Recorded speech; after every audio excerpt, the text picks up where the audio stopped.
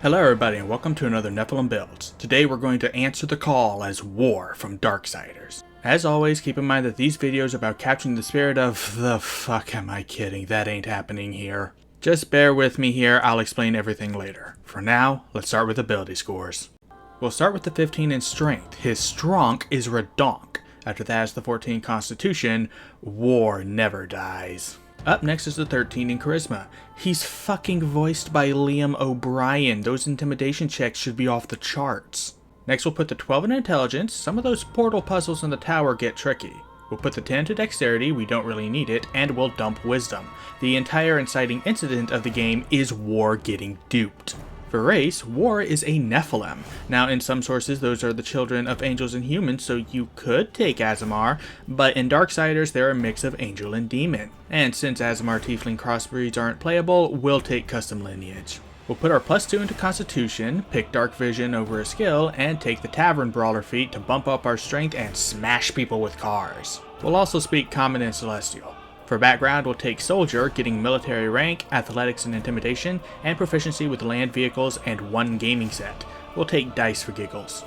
Moving on to class, we're going to start off as a fighter. We'll get Strength and Constitution saving throws, pick Animal Handling and Perception for skills, and be proficient with all weapons, armors, and shields. At level 1 we'll get Second Wind and our fighting style, which will be Great Weapon Fighting. Next we're going to multiclass to Bard. Okay, hear me out. I know he's not a performer, and the only inspiring he does is inspiring other people to stop fighting each other long enough to try and kill him instead. But this build is impossible without spellcasting. It's clearly not intelligence or wisdom based, and Warlock and Sorcerer just don't cover everything. So we're going to pick Religion for our skill and the Horn for our instrument for multiclassing. At level 1 we'll get Bardic Inspiration, and at level 2 we'll get Jack of all Trades and Song of Rest. At level 3 we'll get Expertise, taking Athletics and Intimidation, as well as our Bard College. We'll take the College of Valor, getting Combat Inspiration to inspire our friends. If we had any! At level 4 we'll get an Ability Score improvement, putting it into Strength. At level 5 we'll get Font of Inspiration and a D8 Inspiration die. At level 6 we'll get Counter Charm and Extra Attack, and at level 8 we'll get another Ability Score improvement, putting it into Constitution. At level 9 we'll get a D8 Song of Rest, and at level 10 we'll get a D10 Inspiration, Magical Secrets, and Expertise in Animal Handling and Perception.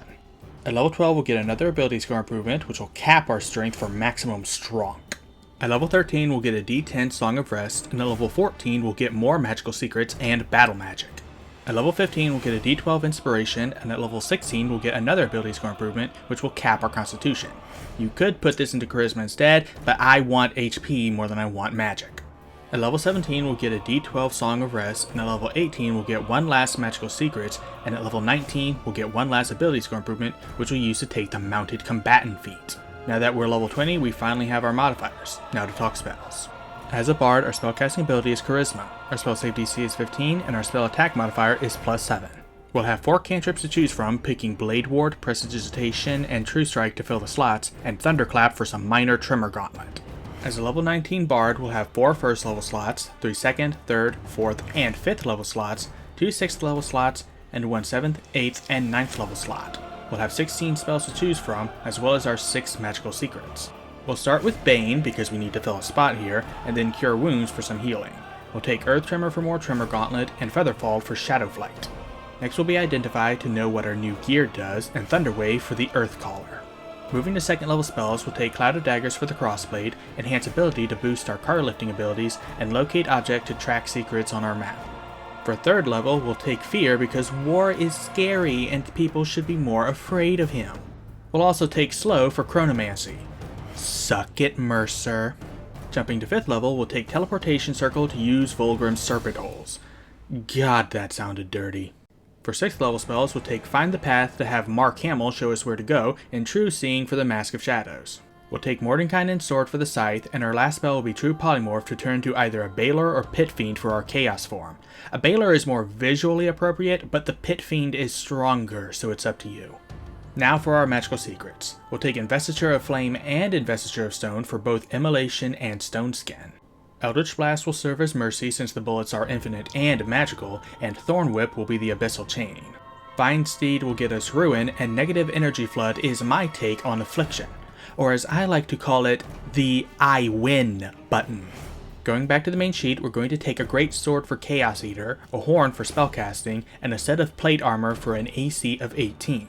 Our movement speed will be 30, and our average HP is 205 with 1d10 and 19d8 hit dice. And with that, we are done. So now that we're done, allow me to explain myself. Originally while playing the game, I was planning on using a mix of Conquest Paladin and Hexblade Warlock, but it became quickly apparent that that wasn't going to work. Not only would I have needed 5 levels of Paladin to get Ruin, cutting off access to True Polymorph, but Investiture of Flame, Investiture of Stone, and True Seeing are all 6th level spells, which Warlocks only get 1 of. If you want a more flavorful war, take 5 levels of Conquest Paladin for Fine Steed, 7 levels of Hexblade for Polymorph from Sculptor of Flesh to turn to a giant ape, and the rest of the way in Cavalier Fighter for score boosts and feats. If you want to copy almost all of his abilities, take this build. If you take Lore Bard, you can squeeze in Sword Burst for Blade Geyser and Misty Step for something resembling Voidwalker. You'll just lose out on extra attack and have to pick more skills. That was the hardest part of this build. Thank you everybody so much for watching. Let me know what you thought of this video down in the comments, and I'll see you all next week for another breaking character.